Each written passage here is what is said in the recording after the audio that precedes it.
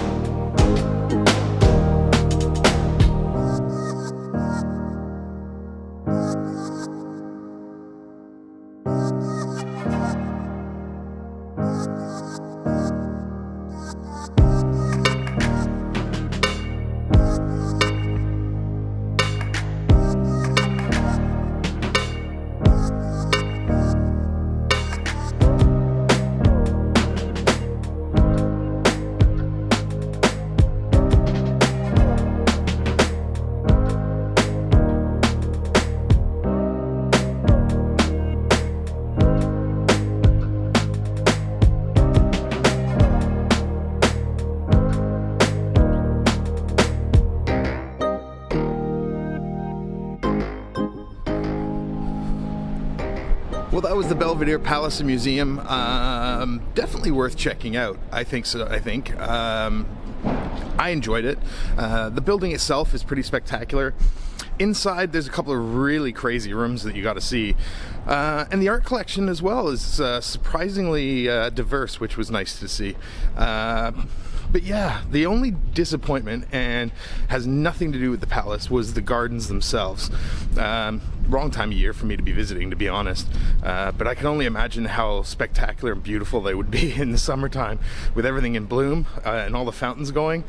Yeah, incredible. But yeah, we've got to keep moving. Gonna make a quick pit stop on the way to our next place.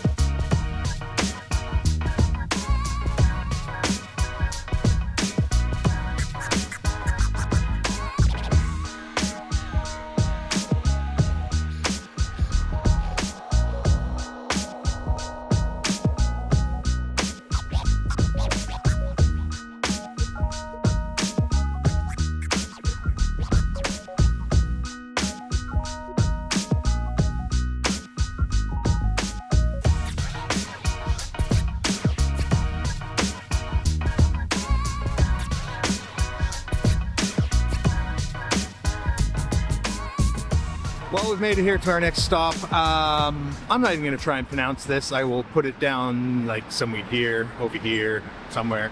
But it's an open air market. It's actually the oldest open air market here in Vienna. It stretches about 1.4 kilometers in length. It was pretty much the only place where you could get milk and vegetables a long time ago.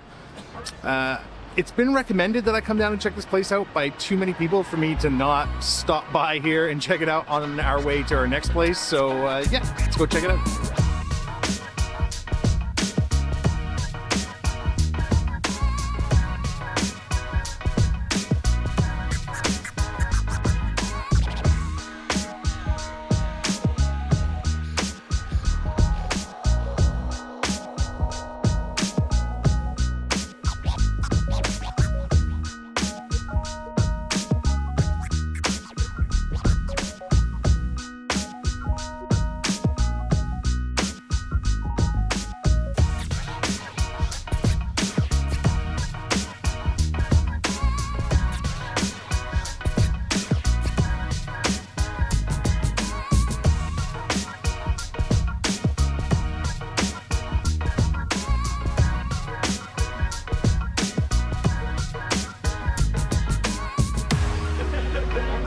Your eyes enjoy, aber your stomach, please.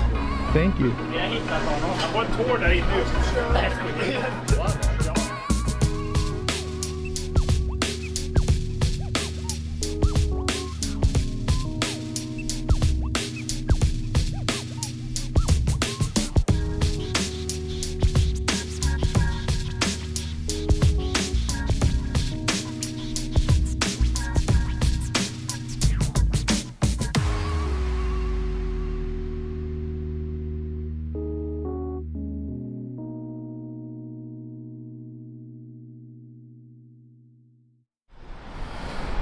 Well, that was the market. Yeah, pretty cool place. Lots of food stalls. Not quite as big as I was expecting to be, but still pretty nice. If you like cheese and you like nuts and you like cured meats, definitely a place worth checking out. There's lots of it down there, and many of the guys and girls down there handing out samples. So yeah, it's pretty cool. I just stopped and grabbed a coffee, and the clouds have rolled in and the wind's picking up again, which is great for my audio. But anyways, let's keep moving. We're gonna move on to our next stop. The place, unfortunately, we're not gonna be able to go inside because they don't allow cameras in there. But yeah, I think it's worth checking out anyway. So let's go.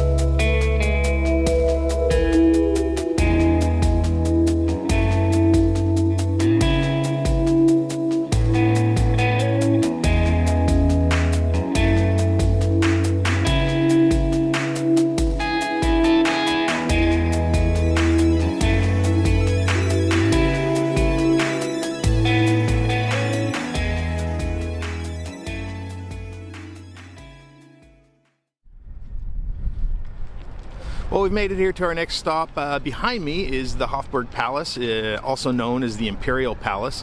I'd love to take you guys inside, but unfortunately they don't allow cameras inside the building, so I can't do that. It was built in 1279, and it's had many additions to it over the years. They've just added wings and courtyards and stuff to it. It's not only home to the president of Austria, but there's actually about 5,000 people that live and work in this building. So it's kind of like its own little city inside. It's about 240,000 square meters of area space. It's got 18 wings. It's got 19 courtyards, about 2,600 rooms inside. Yeah, supposedly the interior is pretty special, but also the outside of the building is pretty nice. So we're going to go take a look around the outside of the building and check out some of the gardens and yeah, see what we have to see with the Hofburg Palace.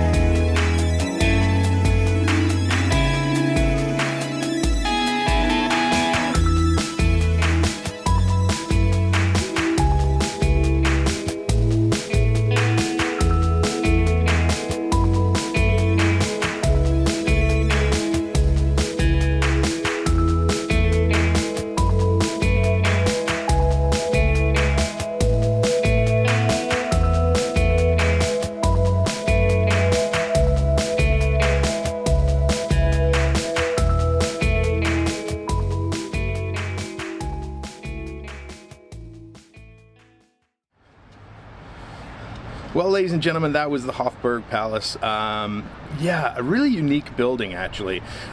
You can sort of see over the years how it's developed, how they've added new wings, because each wing kind of has its own identity, its own look, and definitely architectural styling. Yeah, definitely a very interesting building to come and take a walk around. Beautiful as well. But now we're going to move on to our final stop of the day, and probably one of Vienna's biggest iconic buildings. Yeah, let's get going.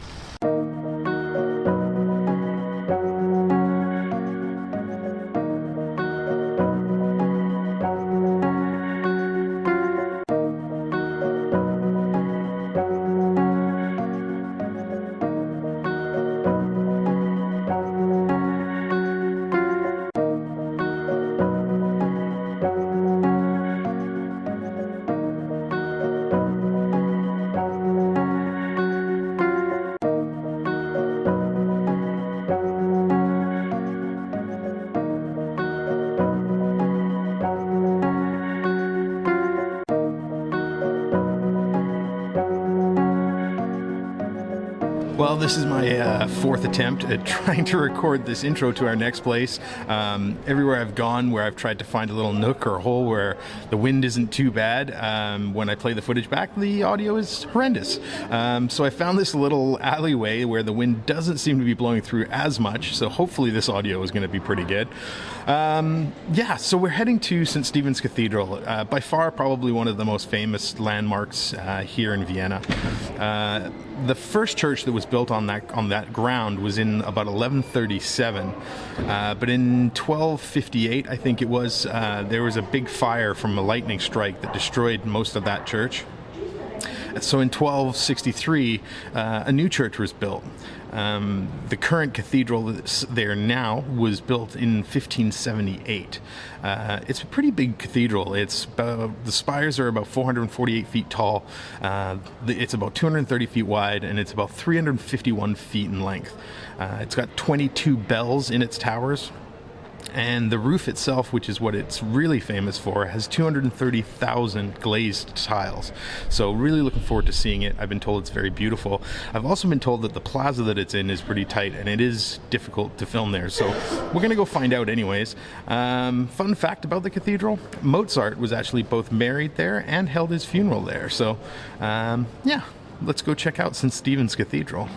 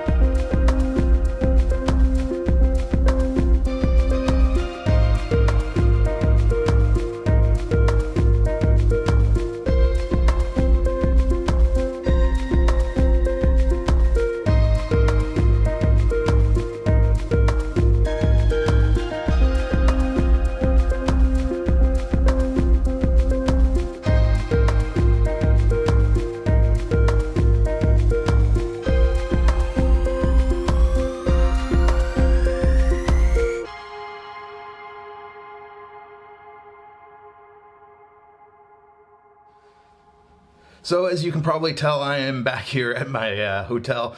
Yeah, trying to compete with the wind today has been an impossible task. The dead cat on my camera, just not up to the competition.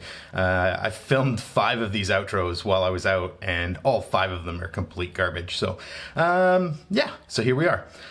All in all, today had a really nice day. Belvedere Palace Museum was really nice way to start the day.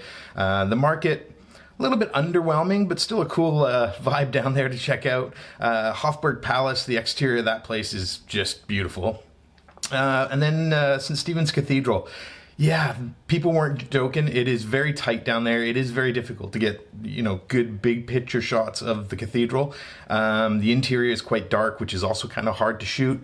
But yeah, lovely place. Definitely recommend going to see it if you can.